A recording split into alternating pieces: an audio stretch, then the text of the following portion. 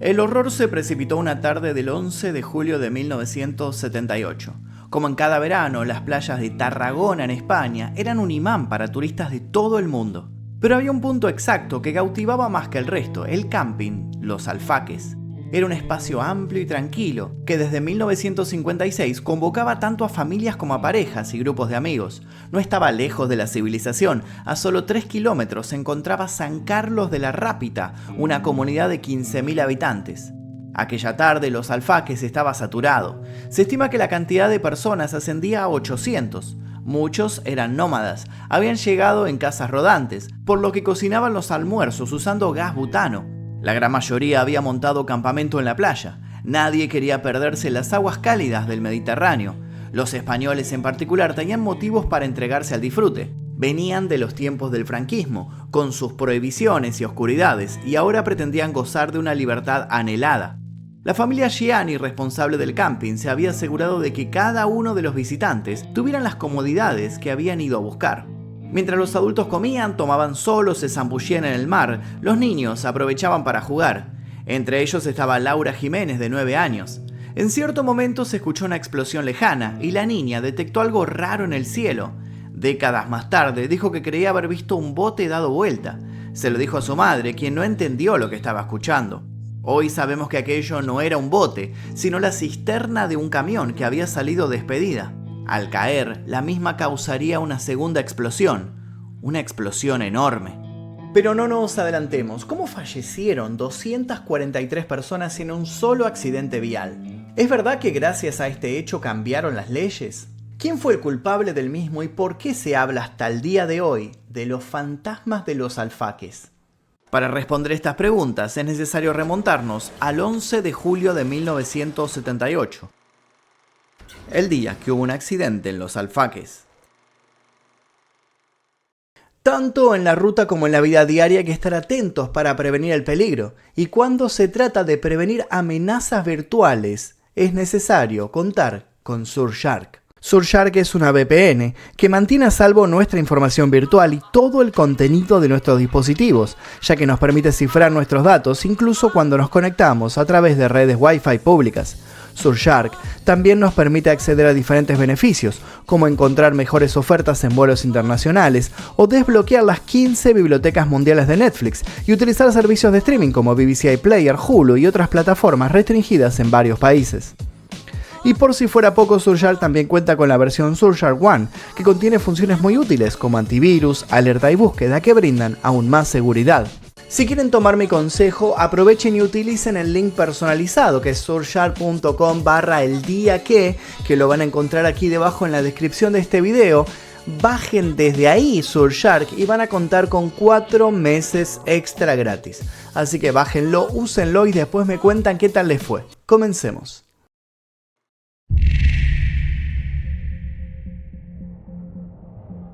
En octubre de 1973, la Organización de Países Exportadores de Petróleo decidió no exportar más crudo a los países que habían brindado su apoyo a Israel durante la guerra de Yom Kippur. Como consecuencia, se generó una crisis energética y cada nación debió enfrentarla a su manera. En España surgió la Empresa Nacional de Petróleos, conocida como Empetrol. Era una entidad compuesta por las compañías estatales Encaso, Entasa y Repesa, que compartieron sus instalaciones y activos y contaban con 3 refinerías de petróleo: Puerto Llano, Escombreras y Tarragona.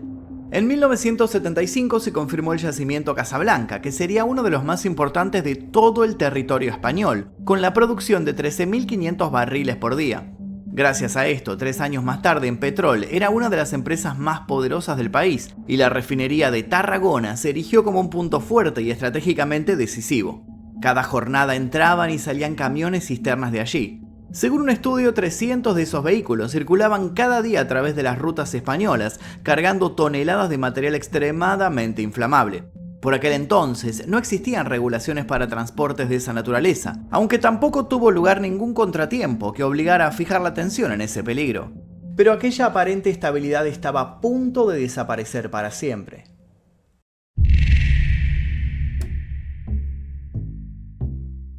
El 11 de julio de 1978, las instalaciones de Enpetrol preparaban sus camiones para transportar diferentes productos químicos a otras empresas. Entre los más requeridos estaba el propileno, un gas que se obtiene de la descomposición del petróleo y es altamente inflamable. Se trata además de un recurso muy útil para mejorar el octanaje en la gasolina de motores. Para el transporte de aquel material, la empresa contrataba choferes con experiencia. No cualquiera obtenía un permiso para llevar las cargas, y en España solo había 700 tractoras habilitadas para esta tarea. Uno de los empleados más confiables y solicitados era Francisco Invernón Villena, de 50 años. Tiempo atrás había adquirido un camión Pegaso de 2 ejes, capaz de soportar un peso de hasta 30 toneladas. Así lograba cumplir con todos los requisitos de sus jefes y encargarse de las tareas más delicadas. Aquella mañana Invernón debía transportar un semi-remolque cisterna marca Frauenhauf, construido con acero al carbono. Su interior tenía una capacidad de alrededor de 45 metros cúbicos, lo suficientes para colocar 19,35 toneladas de propileno licuado. Pero como se comprobaría más adelante, aquella vez iba cargado con 25 toneladas. Una vez que el semi-remolque cisterna fue enganchado al Pegaso, Invernón salió de Enpetrol rumbo a la petroquímica El Paular de Puerto Llano, ubicada en Ciudad Real. Para el chofer y todo el personal de Enpetrol sería otro viaje de rutina. Ninguno podía imaginar lo que sucedería minutos después. Invernón debía conducir el camión cisterna por la autopista, lo que permitiría ahorrar tiempo en un viaje calculado para 7 horas. Pero llevaba poco dinero encima, no le alcanzaba para pagar el peaje de tan solo 1000 pesetas. La única solución fue seguir por la Nacional 340, la ruta más extensa de la península ibérica que une Barcelona y Cádiz por la costa del Mediterráneo. Así el camión siguió su curso hasta llegar a San Carlos de Rápitas. Debido a la cantidad de tránsito, debió bajar la marcha. Pero esas precauciones no sirvieron de nada cuando llegó a Los Alfaques. El caos estaba a punto de desatarse, y es así como nuestra historia vuelve al principio.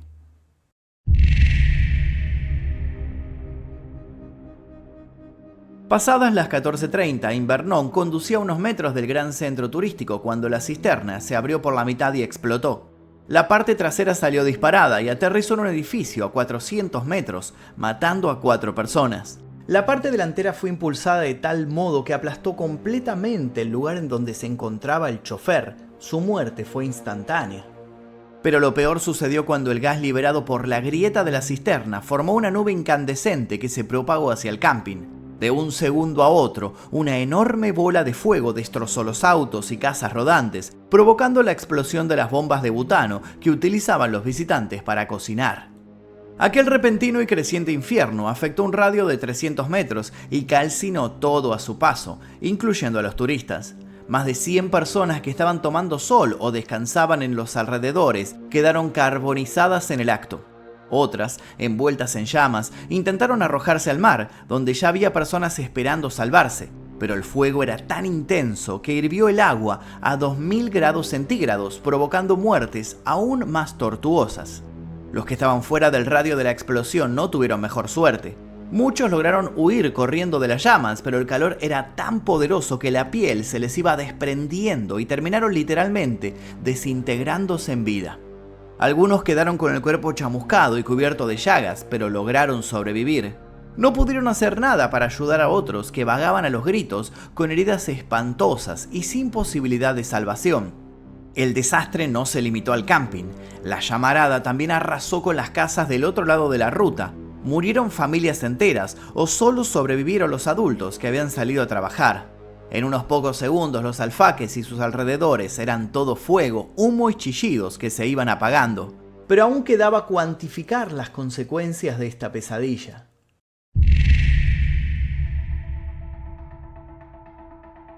A pocos minutos de ocurrido el fatal accidente en Los Alfaques, la alarma se extendió a la zona vecina, San Carlos. Se enviaron bomberos y 2 de las ambulancias disponibles, pero enseguida quedó claro que aquello no alcanzaría para detener un desastre tan grande.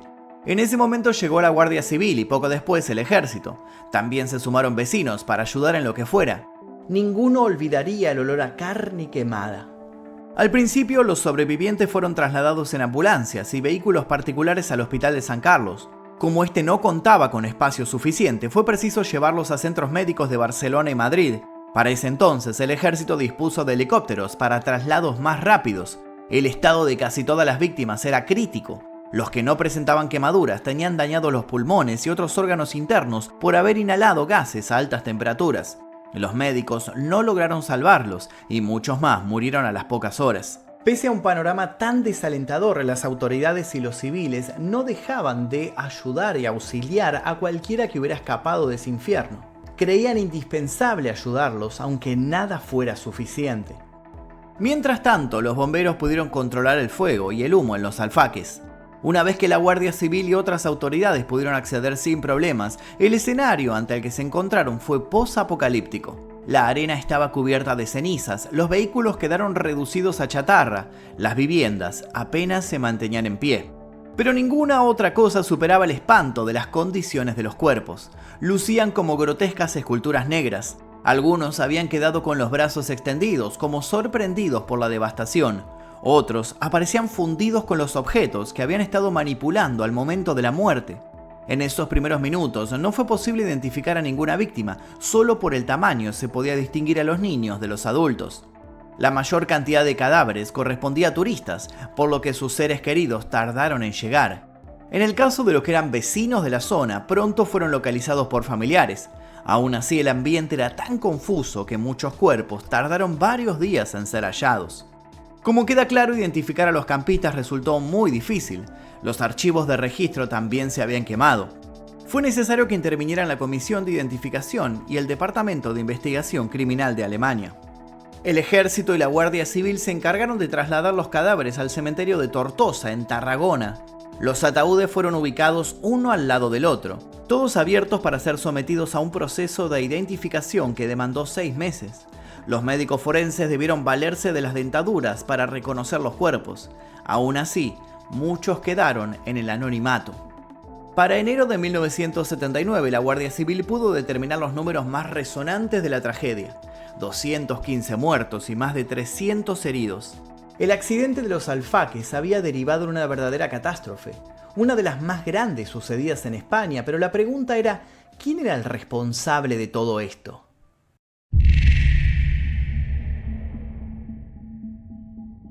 La tragedia en los alfaques fue noticia en España y en todo el mundo, ya que gran parte de los turistas provenían de países como Francia, Bélgica y Alemania. Los periodistas enviados a cubrir la noticia debían preparar sus estómagos porque se topaban con un marco desolador, como si se hubiera desatado una guerra. Los reporteros fotográficos a duras penas pudieron cumplir con su labor. Uno de ellos consiguió fotografiar los restos de Invernón y observó que el reloj de pulsera se había detenido en la hora exacta de la explosión, 14:36. Por esa misma época, tanto los medios como la sociedad española se preguntaban cómo pudo ocurrir un hecho tan catastrófico. De inmediato se realizó una investigación para determinar qué había provocado la explosión de la cisterna. El primer paso consistió en analizar los restos del camión. La primera evaluación fue ineludible. La carga llevaba 4 toneladas de propileno, más de lo permitido. También se determinó que habían influido las altas temperaturas y la fabricación de la cisterna.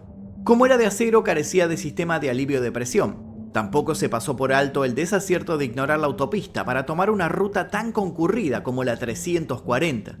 Aquellas irregularidades provocaron una indignación general. Estaba claro que el accidente se podría haber evitado. Ahora era necesario llevar el caso a la justicia. En enero de 1982, la Audiencia Provincial de Tarragona fue la sede de un juicio oral. Se acusó de negligencia a 2 responsables de Empetrol y a 4 de Cisternas Reunidas, la empresa propietaria del camión.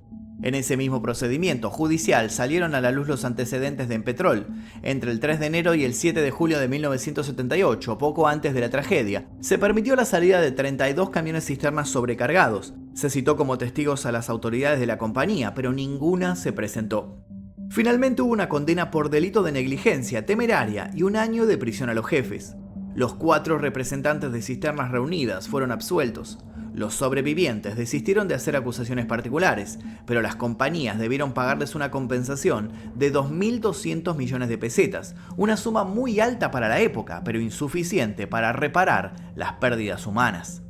El accidente había tenido gravísimas consecuencias que no terminaron ahí. Algunas incluso se dice que derivaron en cosas paranormales.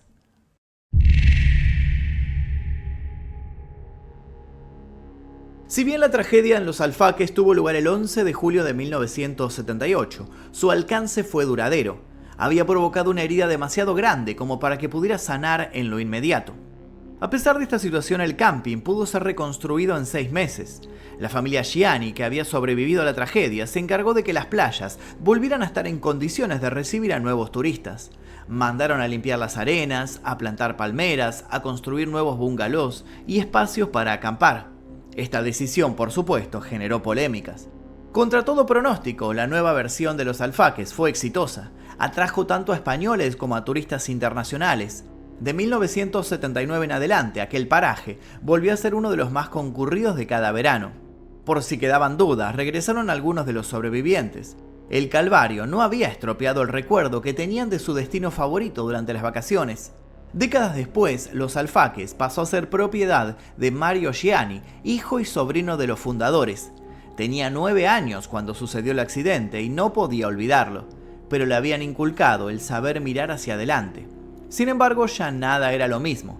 Había otras risas, más juegos y gente disfrutando por doquier, pero el horror había quedado impregnado en el ambiente. El recuerdo de aquel infierno era ineludible. Los Gianni hicieron colocar un monumento en homenaje a las víctimas, pero algunos creen que eso no bastó. El propio Mario Gianni admitió unos años después que el camping suele ser considerado un lugar maldito.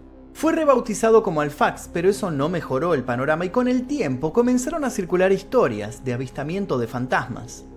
El primer relato conocido sucedió un año después del accidente. Medios de todo el mundo acudieron a la zona, incluyendo periodistas del diario español El País. Cuando se acercaron en auto al kilómetro 159, donde se desató la desgracia, notaron la presencia de varios niños a un lado de la ruta. Usaban gorra y llevaban baldes de playa. Los periodistas quisieron acercarse a ellos, pero enseguida desaparecieron sin dejar rastro.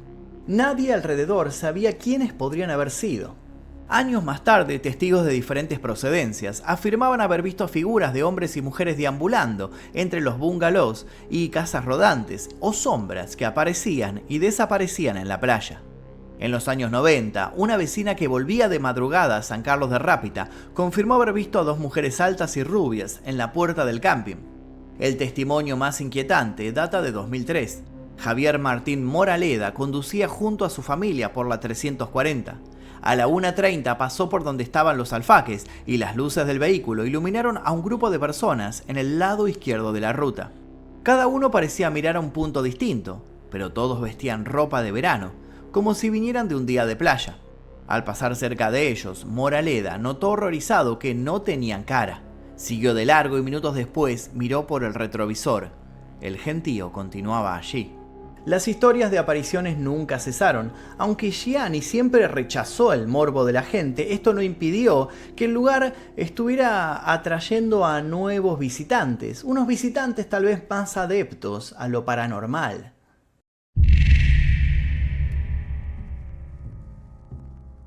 El accidente en Los Alfaques cambió para siempre a España y el funcionamiento de algunos de sus organismos. El gobierno autorizó reformas en el mecanismo de transporte de cargamentos peligrosos. Hoy es obligatorio que esos choferes viajen con acompañantes que puedan asistirlos ante cualquier eventualidad. Asimismo, los controles de estos vehículos empezaron a ser más exhaustivos. Cada conductor debe disponer de su documentación en regla para cuando sea solicitada por los oficiales de las rutas. Y sobre todo, ningún camión cisterna puede sobrepasar la carga autorizada. Además, la cantidad de esa carga que se puede transportar hoy depende del peso del camión, del material en sí y de las características de la cisterna. Es obligatorio que cuenten con válvulas de seguridad y solo pueden ser trasladadas por autopistas. Por su parte, en Petrol volvió a ser noticia el 12 de junio de 1987, cuando fue blanco de un atentado terrorista. Si bien fueron detonadas bombas en algunos sectores de las instalaciones, no hubo víctimas. Aquel mismo año la compañía pasó a convertirse en Repsol. Más allá de los otros acontecimientos, el nombre de Empetrol quedaría asociado a la tragedia de 1978. Al mismo tiempo, el desastre dejó una marca profunda en la cultura popular. Inspiró libros, documentales y hasta un telefilm de origen alemán, Tarragona, en Paradies in Flammen. El accidente en el camping Los Alfaques reveló las falencias de una industria, pero también la solidaridad de un pueblo que se propuso colaborar, aun cuando parecía no haber esperanza. El evento nos recuerda a su vez que el horror puede sorprendernos en cualquier momento, incluso una agradable tarde de verano.